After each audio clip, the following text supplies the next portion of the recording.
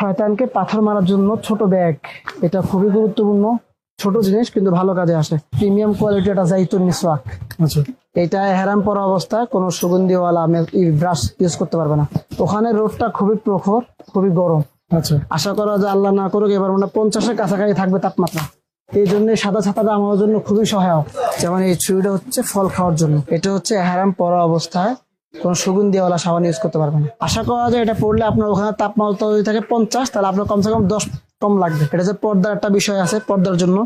আর একটা বিষয় হচ্ছে ওনার রোদ্রের থেকে বাঁচা, সেটা হইতে পারে, দুইটাই হবে। ছোট থেকে ছোট জিনিস ইনশাল্লাহ আপনাকে আমরা এখানে ব্যবস্থা করে দিব। আসসালামু আলাইকুম প্রিয় দর্শক, আশা করি সবাই অনেক ভালো আছেন।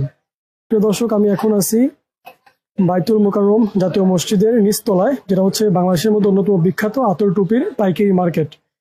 তো এই মার্কেটের একটি শোরুম থেকে আপনাদেরকে দেখানোর চেষ্টা করবো এই ভিডিওতে। মূলত হজ এবং উমরার জন্য